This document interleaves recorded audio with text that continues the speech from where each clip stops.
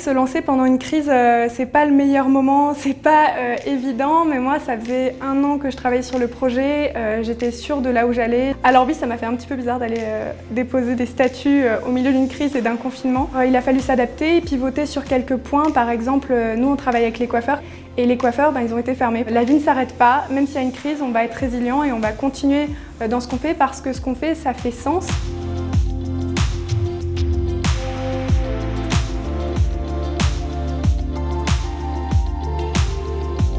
Pourquoi j'ai créé Lao? Parce que c'est vraiment venu de cette expérience personnelle, en plus de mon expérience professionnelle. C'était vraiment un mix des deux, d'un côté en tant que professionnel, constater l'impact des cosmétiques sur l'environnement et la santé, et de l'autre côté en tant que consommatrice, de me dire mais en fait ça marche pas, moi je comprends pas les listes d'ingrédients, je comprends pas ce que je me mets sur les cheveux, et moi j'avais ce challenge de me dire en fait on peut faire un shampoing qui est à la fois efficace, sensoriel, responsable et qui va faire du bien aux cheveux.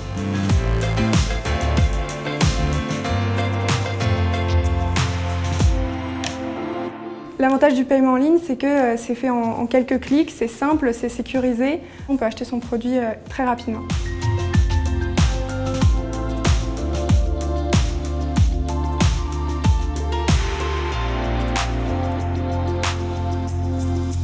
Nous, notre vocation, c'était de permettre de démocratiser des fonctionnalités qui paraissent complexes et de les rendre disponibles très simplement à des marchands de plus petite taille pour leur permettre de se battre à armes égales avec les plus grands géants du e-commerce.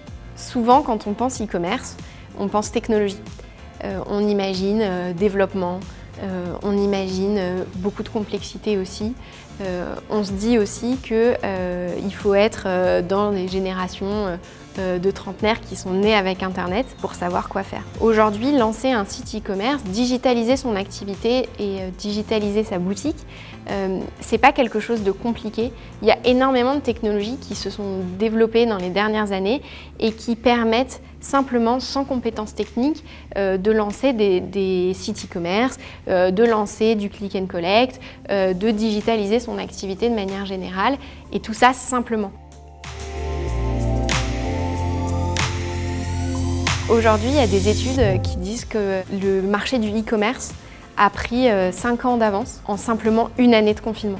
Et je pense que 2020, ça a été une année charnière pour le e-commerce parce que les gens ont maintenant confiance et sont aussi beaucoup plus responsables dans leurs achats.